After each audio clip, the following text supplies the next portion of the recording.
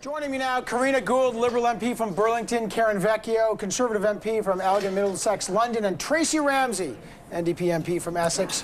Good to have all of you on. Let me start with you, Karen Vecchio.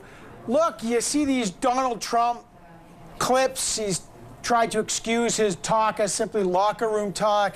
This is all a grand conspiracy against him.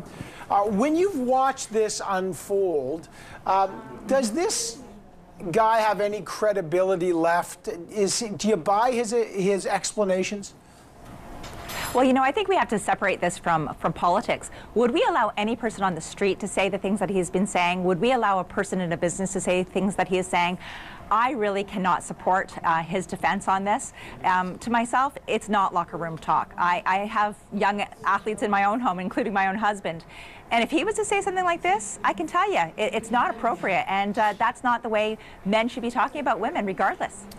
Karina Vecchio, Karina Gould, rather, what's your view? Because, Karina, you know, this whole Trump explanation is, you know, it's private, it's locker room talk. I know there's lots of allegations, but as if there's two spheres and politicians shouldn't be judged what they do in private. What do you make of that? Well, thank you for the question, Evan. I mean, I think it's really clear that there's no place in politics for misogyny or for sexism. Without commenting, you know, directly on what's happening south of the border, I think that, you know, it's really important that we here in Canada uphold that. And I think that it's not something that should be in public. It's not something that should be in private. And we need to make sure that there are men and women who are standing up and really talking about what, you know, appropriate conversations are, and making sure that, you know, people feel safe in whatever space that they're in, and you know, there's no place for sexism and there's no place for misogyny. Tracy Ramsey, what does it say to you that he's the Republican nominee, and there's still literally millions of people who have heard all that and still support him?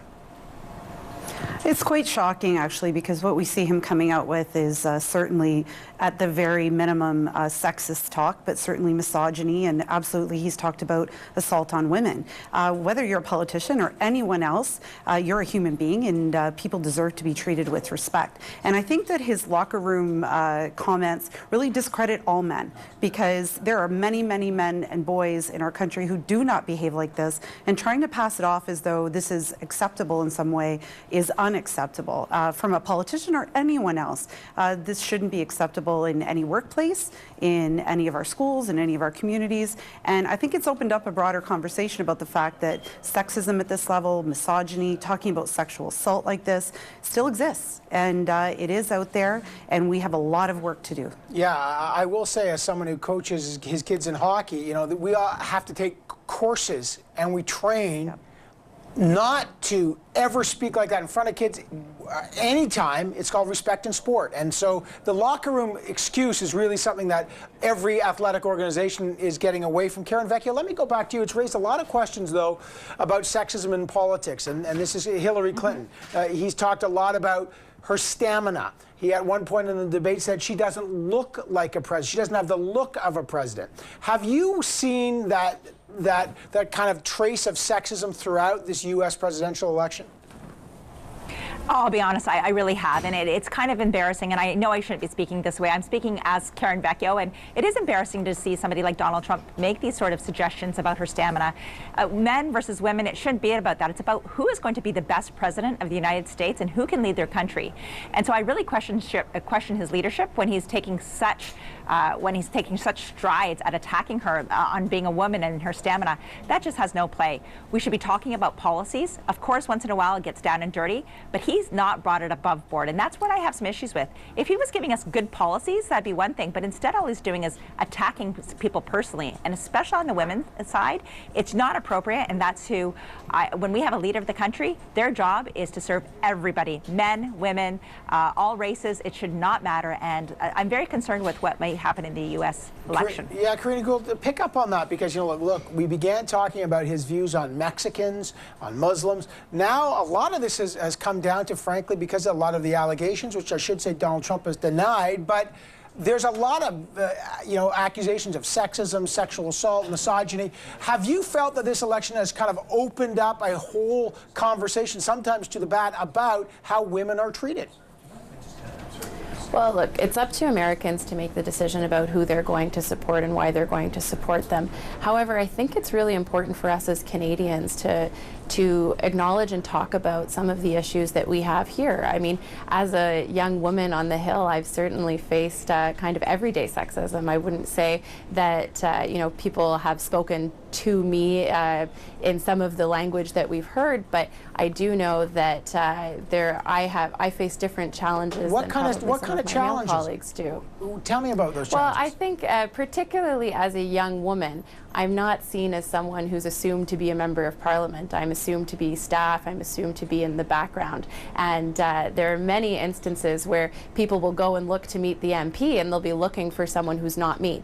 And when I introduce myself, they're kind of taken aback. And I know that I have to prove myself even more, even though it's just because of, you know, my physical anatomy that people look beyond that. And so I think we still have this conversation that we're having here in Canada. And I think that, you know, the fact that we have a feminist prime minister, we have a cabinet that's really committed to gender equality and ending gender-based violence, makes us have this conversation here in Canada. And we need to continue having that, because there is no place for sexism, there is no place for misogyny, and we need to make sure that people respect all of us moving forward. Tracy Ramsey, let me go to you on that, because look, we're not unfamiliar with these allegations of sexism on Parliament Hill, and they happened earlier when before Justin Trudeau became the Prime Minister, and he cut 2 of his own MPs from his caucus on this. Have you experienced that kind of chauvinism or any kind of issues of sexual harassment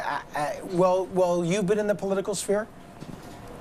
I mean, Evan, there's nothing that insulates us, because we're sitting in the Parliament in Ottawa, from sexism, from misogyny, from, unfortunately, sexual harassment.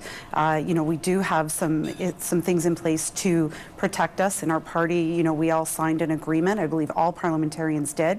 But this is something that continues to persist. It doesn't matter whether we're talking about politicians, we're talking about the Parliament, we're talking about all of our communities. This exists across our country. But do you get it and we have more to like dig on in. social media? Do you experience it as a female political leader? I would say that all 88 of us who are sitting inside that Parliament have experienced this in some way. You know, there's a reason that there are only 88 of us sitting, that we don't have gender parity in our Parliament. We have a long way to go. We have a lot of work to do. There are a lot of stereotypes, the ones that you mentioned, where they focus simply on what you look like, what you're wearing. You know, sometimes if we're passionate about things, we get accused of being too emotional. You know, there are certainly things that are done, interrupting, you know, when you're trying to speak on an important issue, being discredited. All of these things happen, and they're all sexism. When we talk about Trump, though, he's taking it to another level. What he was speaking about is sexual assault, plain and simple, and that cannot be tolerated, certainly by someone who's running for the highest office in the United States. Sitting down here in Windsor, Ontario, we're right on the border of the U.S. We're watching very closely what's happening in this election, and it's extremely telling that this candidate continues to back up his statements about women in particular. Tracy Ramsey, Karen Vecchio, and Karina Gould, I appreciate your time on a very important issue as we watch that U.S. election closely. Thanks. Thanks so much, Evan. Evan. Okay.